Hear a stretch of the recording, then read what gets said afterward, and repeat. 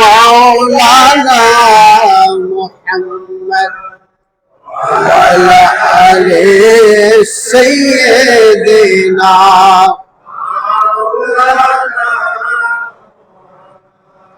দুরূদ শরীফ মানে কি? দুরূদ শরীফ হলো নবীর জন্য বিশেষভাবে দুরূদ শরীফ আপনি পাঠাইলেন এবং সাথে সালাম পাঠাইলেন, এটা নির্দেশটা কার?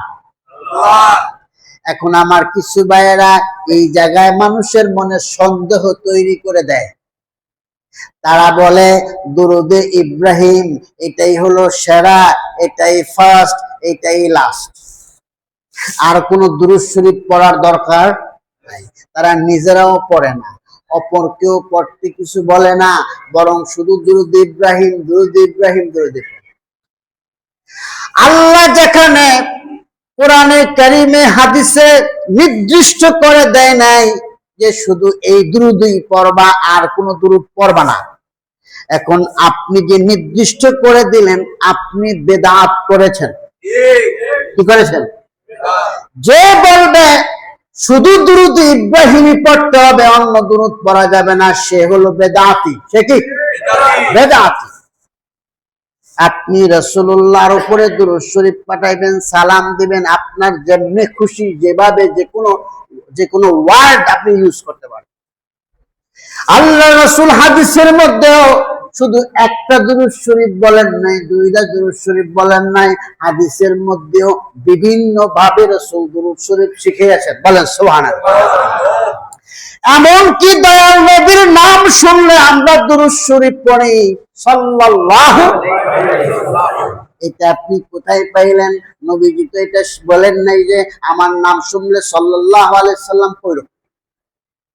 এখানে আপনি দুরূদ ইব্রাহিম পড়েন, আপনি তো এখানে দুরূদ ইব্রাহিম পড়েন না, এখানে পড়েন সাল্লাল্লাহু আলাইহি ওয়াসাল্লাম। এটা কিভাবে পড়েন? দুরূদ ইব্রাহিম সবচেয়ে উত্তম, আপনি উত্তমটা বাদ দিয়ে এটা পড়েন কে? এই সমস্ত মাথা মোটা মানুষের কথা কি বলবো?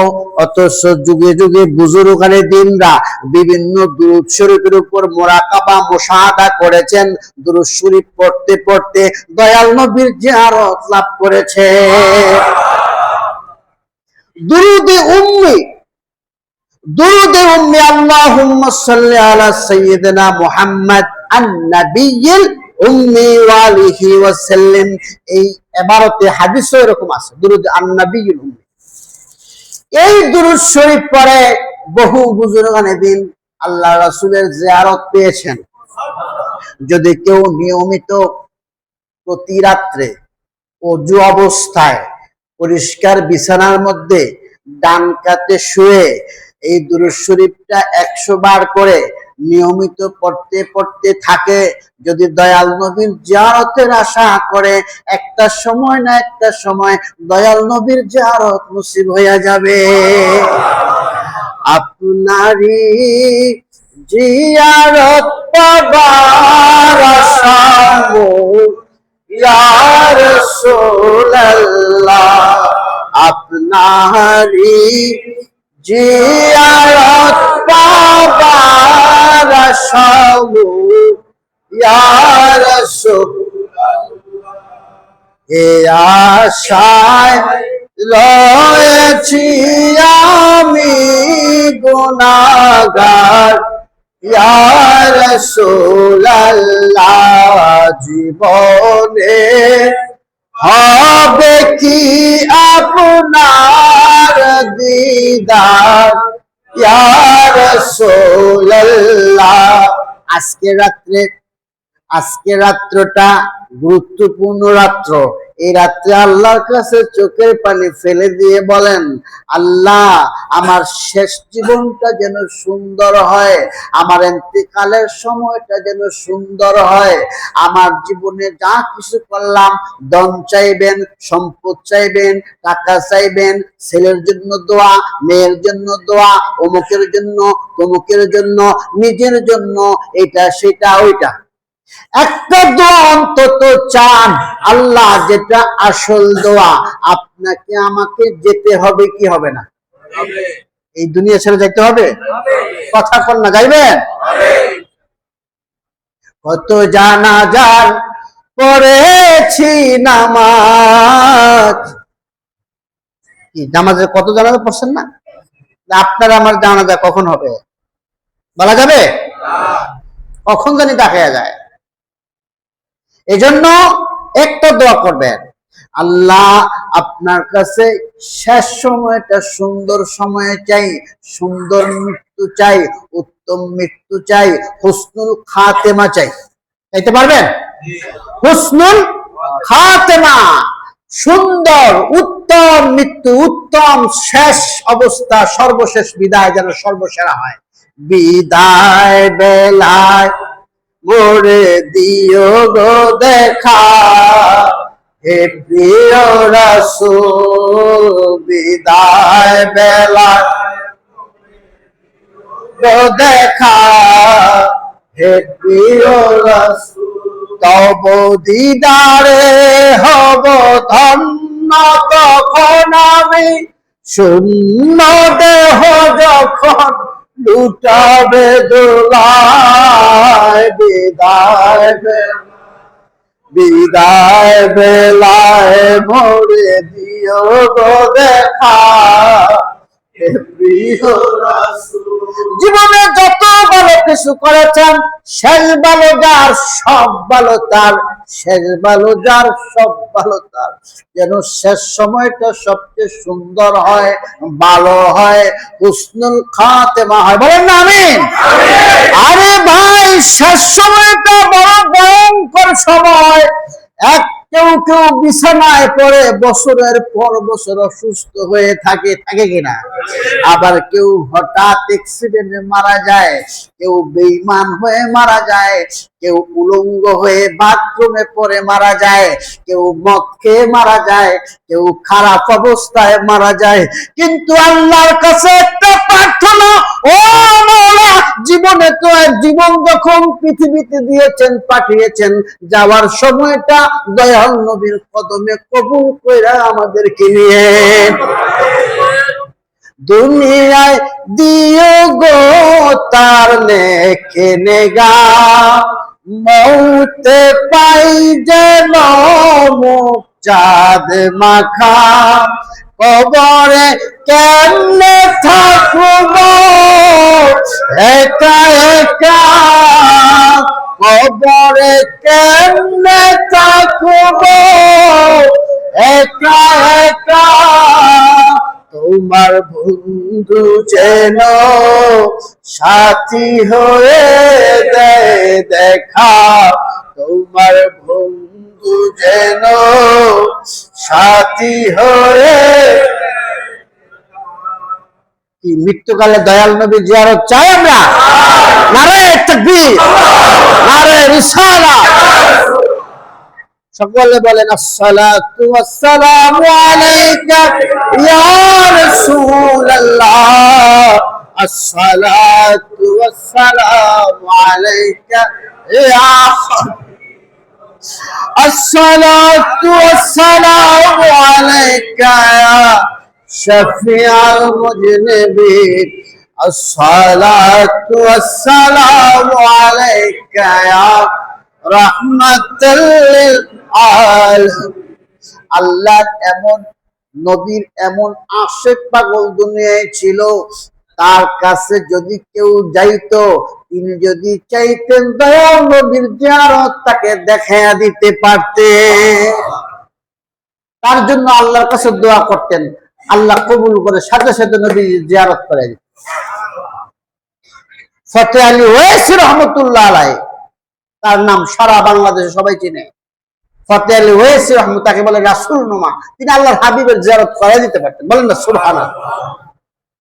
এজন্য এরকম পাগল হওয়া লাগবে, ওইরকম আশিক হওয়া লাগবে। নবীকে আপনি যখন চাইবেন তাহলে নবীকেই পাইবেন, আপনি আল্লাহকে চাইবেন আল্লাহকেই পাইবেন, আর আপনি দুনিয়ার সম্পদ চাইলে দুনিয়ার সম্পদই পাইবেন। দুনিয়ার সম্পদ পাইবেন আর তার সাথে পাইবেন যত রকমের কষ্ট, দুনিয়াবি কষ্ট, আখিরাতের কষ্ট। বলেন নাউজুবিল্লাহ। কিন্তু যদি আল্লাহর জন্য করেন, আমার জীবন আমার মরণ আমার জীবন, আমার মরণ প্রভু গো সবই তোমারই জন্য, প্রভু গো সবই তোমারই জন্য। আল্লাহর জন্য যদি সবকিছু মনের খেয়ালটা থাকবে, আল্লাহর জন্য সবকিছুতে কি খেয়াল থাকবে, কি আল্লাহর জন্য। বলেন না কি জন্য? আল্লাহর জন্য। আল্লাহর হাবিব বলেছেন আমাকে ভালোবাসো আল্লাহর ভালোবাসা পাওয়ার জন্য। বলেন সুবহানাল্লাহ। এজন্য আল্লাহর হাবিবকে আমরা ভালোবাসি আল্লাহর জন্য। এই জিনিসটা যদি আপনার মাথায় থাকে তাহলে দেখবেন আস্তে আস্তে আপনি আল্লাহ পর্যন্ত পৌঁছতে পারবেন। আল্লাহর ওলিরা এই জন্য প্রথমে আউলিয়া কিরামের কাছে যায়, আউলিয়া কিরাম থেকে আল্লাহর হাবিব সাল্লাল্লাহু আলাইহি ওয়াসাল্লামের কাছে, এরপরে আল্লাহ পর্যন্ত পৌঁছে। এটাকে বলে ফানাফির শাইখ, এরপরে বলে ফানাফির রাসূল, এরপরে বলে ফানাফিল্লাহ। বলেন না সুবহানাল্লাহ। আমার উদ্দেশ্য তো আল্লাহ সুবহানাহু ওয়া তাআলা। আল্লাহুম্মা সাল্লি আলা মাওলানা মুহাম্মদ ওয়া আলা আলি সাইয়্যিদিনা।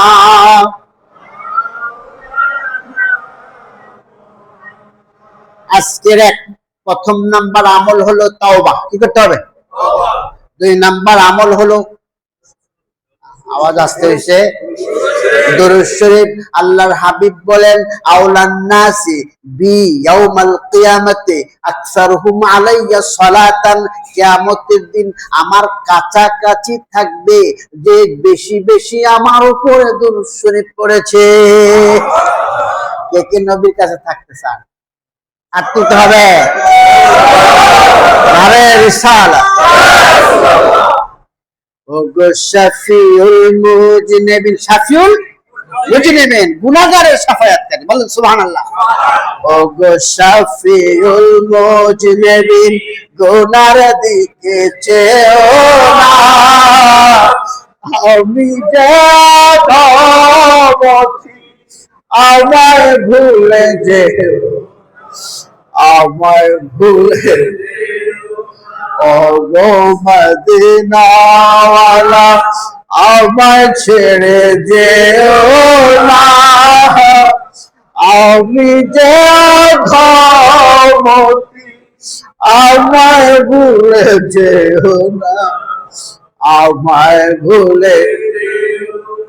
তুমি তো আল্লাহর রহমত, তুমি কত মেহেরবান, এ ধরায় তোরাতে উম্মত হাসরে অনেক আবান।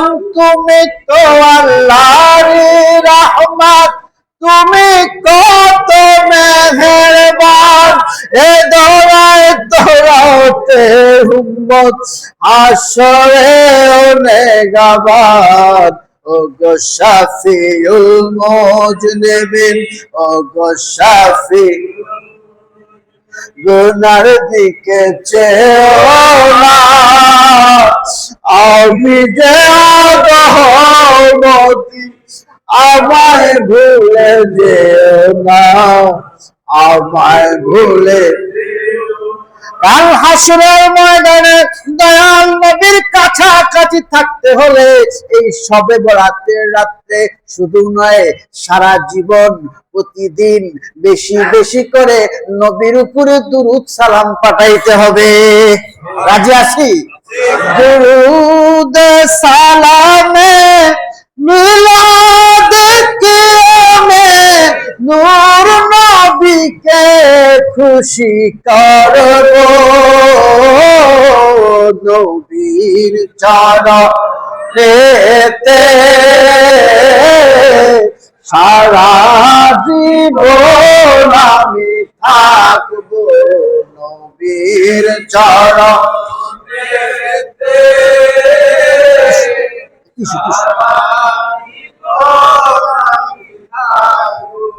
নবীর কদমে থাকতে চাই? হাত উঠায়, হাত উঠায় বলি নবীর চরণেতে সারা জীবন আমি। এই হাতটা যদি মদিনা ওয়ালা কবুল করে নেয়, তুমি করতে পারে কি পারে না? হাতটা উঠায়া মনটা মদিনার দিকে, নবীর চরণেতে সারা জীবন আমি, ও নবীর চরণেতে সারা জীবন আমি ভালোবেসে নবীজিকে, ভালো নবীজিকে হৃদয় মাঝে ভরে রাখব, নবীর চরণেতে সারা জীবন আমি, ও নবীর চরণেতে সারা জীবন আমি। দুরুদ সালামে মিলাদ কিয়ামে, দুরুদ সালামে মিলাদ কিয়ামে, নূর নবীকে খুশি করব, ও নবীর চরণেতে সারা জীবন আমি, ও নবীর চরণেতে সারা জীবন আমি। নারে তাকবীর, নারে রিসালাত। আল্লাহ যেন নবীর প্রেমিক হিসেবে কবুল করে। আমাদের আমল খুবই তুচ্ছ, খুবই তুচ্ছ, আমাদের আমল খুবই তুচ্ছ। এই আমল দিয়ে নাজাত পাবো এটা আশা করা যায়? আল্লাহ যদি রহমত দান করে, আর আল্লাহর রহমত আসবে যদি রাহমাতুল আলামিনের কদমে জায়গা হয়। এই ঘটনা তো নবীর যুগেই হয়েছে। আয়েশা বলে, ইয়া রাসূলুল্লাহ, কিয়ামত কখন হবে? নবীজি বলে, কিয়ামতের খবর লইতেছো, আমল কি বেশি করছো? কি আমল করছো? কে ইয়া রাসূলুল্লাহ, আমার বেশি নামাজ নাই, আমার বেশি রোজা নাই, আমার বেশি নফল ইবাদত নাই, আমার কিচ্ছুই নাই, তবে আমি আল্লাহ এবং রাসূলকে ভালোবাসি। আল্লাহ রাসূল বলে দিলেন, আনতা মা মান আহবাবতা, তুমি যাকে ভালোবাসো তুমি তার সাথেই থাকবা। এজন্য মদিনাবাগ কেন্দ্রীয় শহীদ জামে মসজিদের মুসল্লিয়ানে কেরামদের থেকে নবীর প্রেমের জ্ঞান পাওয়া যায়। মদিনাবাগ কেন্দ্রীয় শহীদ জামে মসজিদের আলোচনার শুরু এবং শেষ নবীর প্রেম। এখান থেকে গিয়া অনেকে বলবে, হুজুরে শুধু প্রেমের কথাই কইলো। আরে ভাই, ঠিক কইছো। এটা যে বলবে তাকে ধন্যবাদ, কারণ আসলে আমরা শুধু প্রেমের আলাপ জানি, আর কোন আলাপ আমরা জানি না। আছে এলেম, না আছে আমল, না আছে কিছু।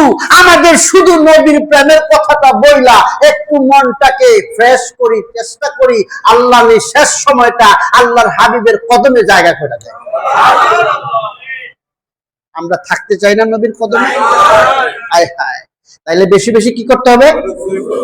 আমলের কথা মনে রাখতে, বেশি বেশি কি দুরূদ শরীফ। আল্লাহ রাসূল বলে দিয়েছেন, কাল হাসরের ময়দানে যে বেশি বেশি দুরূদ পড়বে সে আমার কাছাকাছি থাকবে।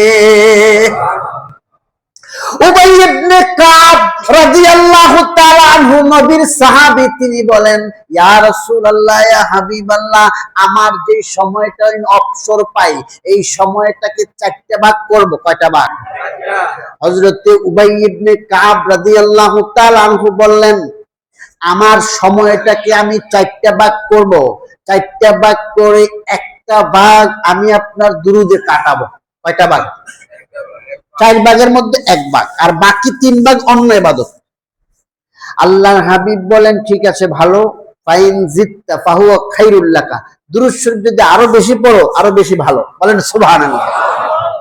উবাই ইবনে কাব রাদিয়াল্লাহু তাআলা আনহু বললেন, ইয়া রাসূলুল্লাহ, আপনি যেহেতু বলছেন আরো একটু বেশি পড়লে বেশি ভালো, ইয়া রাসূলুল্লাহ, আমার সময়কে আমি দুই ভাগ করলাম, এক ভাগ শুধু আপনার দুরূদ শরীফ পড়বো, আর এক ভাগ আমি অন্যান্য নফল ইবাদত করব।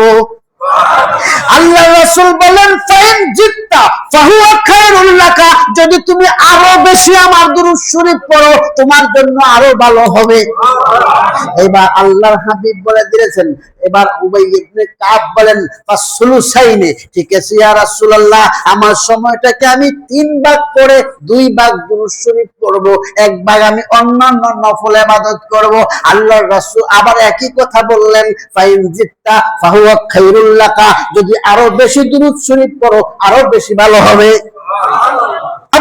উবাই ইবনে কাব রাদিয়াল্লাহু তাআলা আনহু শেষ পর্যন্ত বলেই ফেললেন, ইয়া রাসূলুল্লাহ, আমার সময়টা যতটুকু আমি পাই এই সমস্ত সময়টা শুধু আপনি রাসূলের উপর দুরূদ শরীফই পড়ব। আমার রাসূল তাকে ঘোষণা দিয়ে দিলেন, উবাই ইবনে কাব, তুমি যদি শুধু আমি রাসূলের উপর দুরূদ শরীফই পড়তে থাকো তবে দুইটা সুসংবাদ তোমাকে আমি দিয়ে দিলাম। সুবহানাল্লাহ।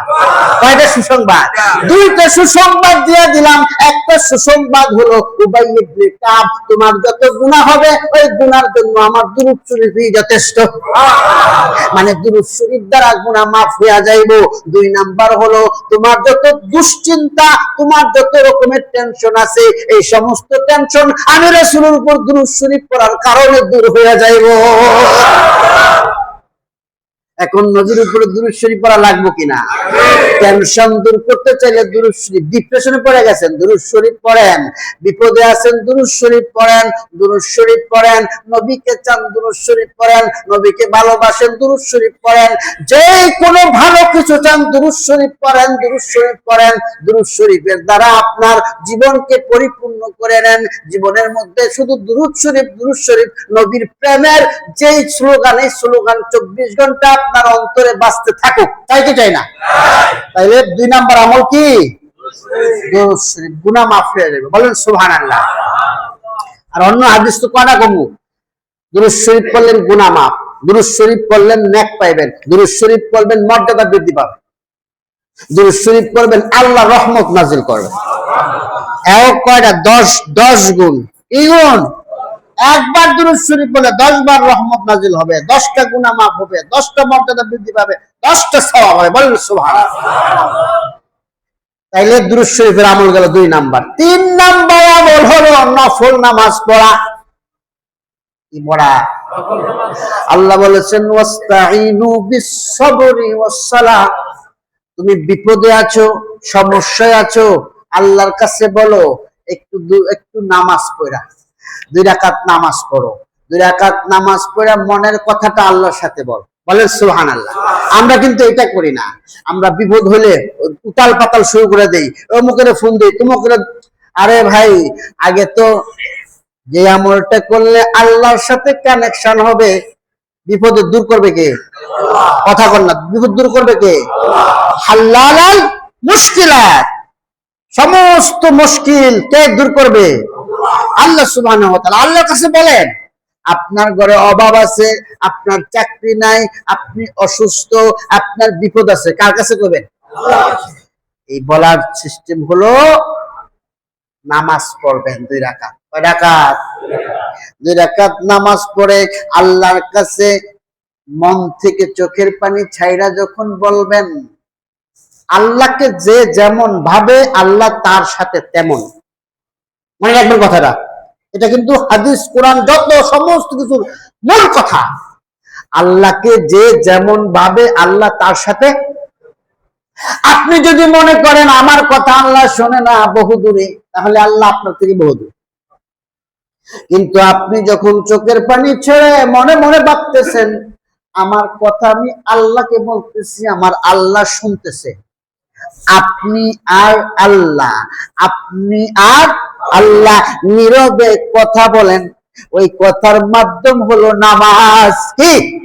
নামাজ। এই জন্য নফল নামাজ এই শবে বরাতের রাত্রে আল্লাহর হাবিব সাল্লাল্লাহু আলাইহি ওয়াসাল্লাম দীর্ঘ সময় নামাজ পড়েছেন। সেজদায় গেছেন, দীর্ঘ সেজদা।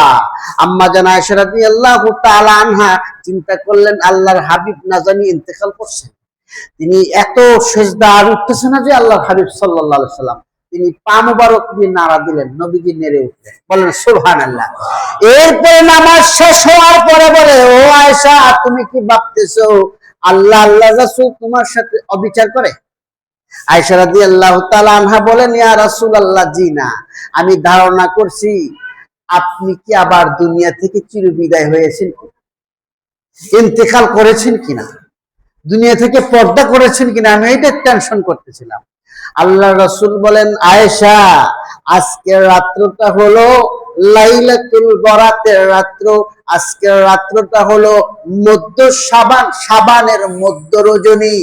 ও আয়েশা, আজকে রাত্রে যে আল্লাহর কাছে ক্ষমা চাইবে আমার আল্লাহ তাকে মাফ করে দিবে। আল্লাহর কাছে যে ব্যক্তি আজকে রহমত কামনা করবে, আল্লাহর দয়া কামনা করবে, আল্লাহ তার প্রতি দয়া করবে।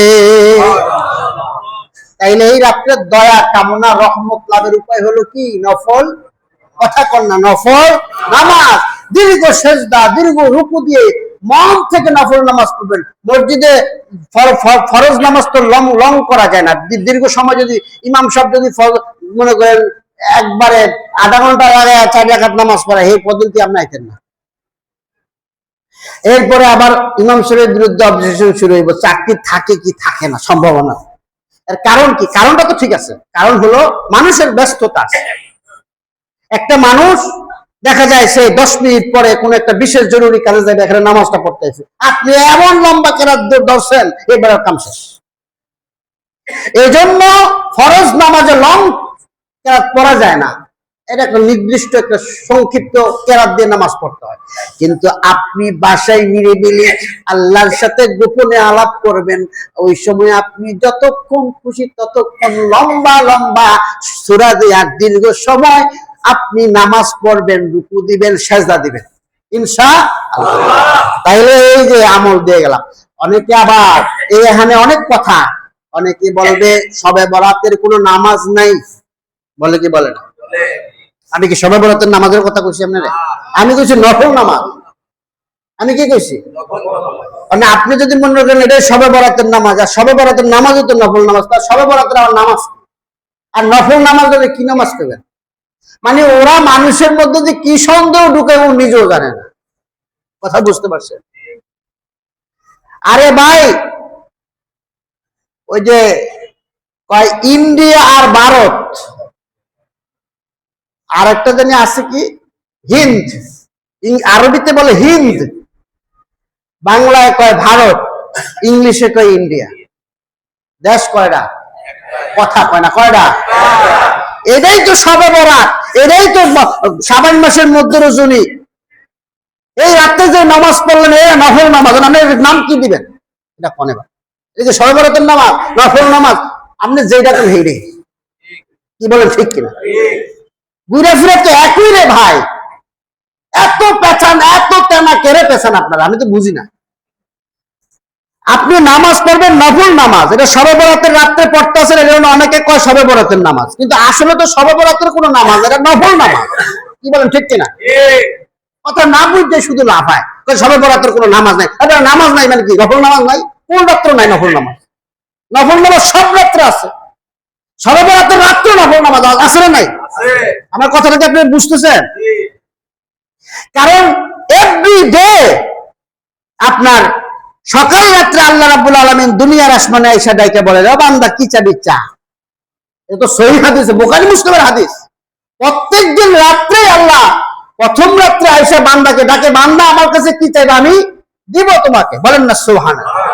তাই আপনি শবে বরাতের রাত্রেও নামাজ পড়বেন, অন্য রাত্রেও নামাজ পড়বেন, সব রাত্রের নামাজই তো সব রাত্রের নামাজ। আপনি যদি কোন শবে বরাতের কোনো নামাজ নেই, তার মানে কি এই রাত্রে কোনো নামাজ নাই, পড়া যাবে না, নফল নামাজ পড়তে পারতো না?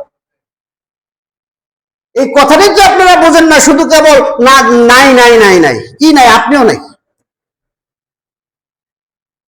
আরে শবে বরাতের নামাজ মানে হলো নফল নামাজ, এটা সব রাত্রেই পড়া যায়, কিন্তু বিশেষ করে শবে বরাতের রাত্রে, যেহেতু হাদিসে আছে নবীজি শবে বরাতের রাত্রে দীর্ঘ সেজদা করেছেন, নামাজ পড়ছেন, বলেন না সুবহানাল্লাহ।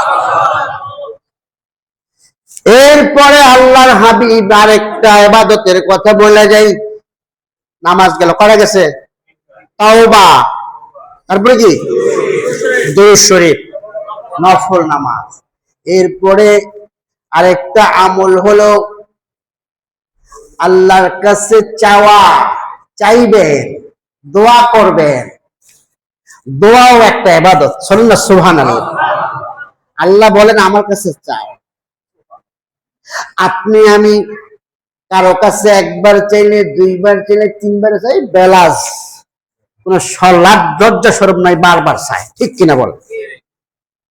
কিন্তু আমার আল্লাহ তাবারক ওয়া তাআলা যত বান্দা আল্লাহর কাছে চায়, আল্লাহ ততই খুশি হয়ে যায়। তুই আমারে ডাক রে বান্দা, তুই আমারে ডাক, তুই আমারে ডাক রে বান্দা, তুই আমারে ডাক, তোর ডাকে সাড়া দিব আমি প্রাণ ভরে ডাক, তোর ডাকে সাড়া দিব আমি প্রাণ ভরে ডাক, তুই আমারে ডাক রে বান্দা, তুই আমারে। মনে রাখবেন, দোয়া বেশি বেশি করে করবেন। হুজুররা কয় নামাজের পরে দোয়া নাই, অমুক সময় দোয়া নাই, তমুক সময় দোয়া নাই, কি কয় না? এরা লস প্রজেক্টের মধ্যে আছে। আরে কোন মধ্যে আছে? লস প্রজেক্টের মধ্যে আছে। আপনি লস প্রজেক্টে থাকেন না, মদিনাবাগ কেন্দ্রীয় শাহী জামে মসজিদে আপনি আসেন, আপনার সাথে নবীর প্রেমের কানেকশন। আপনি বেশি বেশি দুরূদ শরীফ পড়বেন, বেশি বেশি দোয়া করবেন। এই দোয়া আল্লাহর কাছে কবুল হবে। এই দোয়া যদি দুনিয়ায় নাও পান, কাল হাসরের ময়দানে এই দোয়ার রেজাল্ট পাওয়া যাইবে। দোয়া কখনো মিস হয় না, মনে রাখবেন। আপনি এমন একটা দোয়া করছেন, এই দোয়াটা আপনার জন্য হয়তো আপনার সাথে সামঞ্জস্যপূর্ণ না, এই জন্য আল্লাহ হয়তো ডাইরেক্ট এটা আপনি পান নাই। যেমন একজনে দোয়া করলো আমি এই মুহূর্তে আমেরিকার প্রেসিডেন্ট হইতে চাই, এবং সাথে সাথে দোয়া কবুল হয়ে যাবো কথা? এই দোয়া কবুল হইব লগে লগে? কথা কর না। তার মানে এই এরকম যদি কোন দোয়া বান্দা করেই বসে, বান্দা চায় কিন্তু আল্লাহ দেখে বান্দার সাথে এটা যায় না, তখন আমার আল্লাহ এই দোয়াটাকে তার চেয়ে আরো উত্তম একটা জিনিস তাকে দেয়া দেয়, অথবা দুনিয়ায় দেয় না, এটা আমার আল্লাহ রাইখা দেয়। আমার আল্লাহ বলেন এটার রেজাল্ট কাল হাসরের ময়দানে আমি তারে দিব। এই জন্য দোয়া কখনো মিস হয় না। দোয়া করবেন, বেশি বেশি দোয়া করবেন। শোনো ফারিয়াদ আল্লাহ, শোনো ফারিয়াদ মাওলা, শোনো ফারিয়াদ। বেড়াতে রাতে তোমারে করিছে ইয়াদ বান্দা, করিছে ইয়াদ। শোনো ফারিয়াদ আল্লাহ, শোনো ফারিয়াদ। তোমার আমায় প্রাণ বলে যেন ডাকতে পারি মন উজাড় করে, তোমায় আমার প্রাণ ভরে যেন ডাকতে পারি মন উজাড় করে। অন্তর আমার সাফ করে দাও, রয় না যেন খাদ আল্লাহ, রয় না যেন খাদ। শোনো ফারিয়াদ আল্লাহ, শোনো ফারিয়াদ মাওলা, শোনো ফারিয়াদ। আর আলোচনা চলবো না? চলবো না, ওই যে টাইম শেষ। ওই যে রেড রেড লাইট জ্বলে দেবো, আর 1 মিনিট আছে।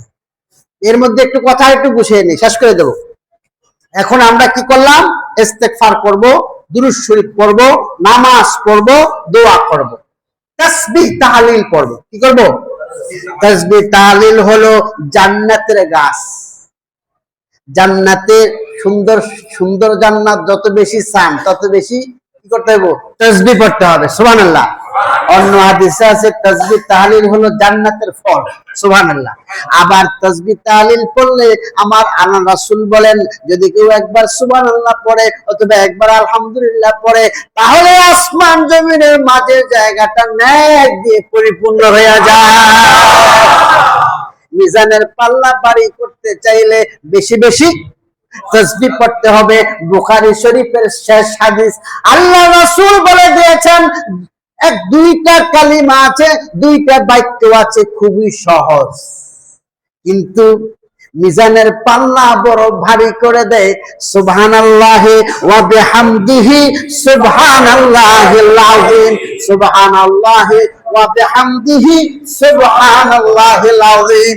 তাসবিহ তাহলিল বেশি বেশি করে করবেন।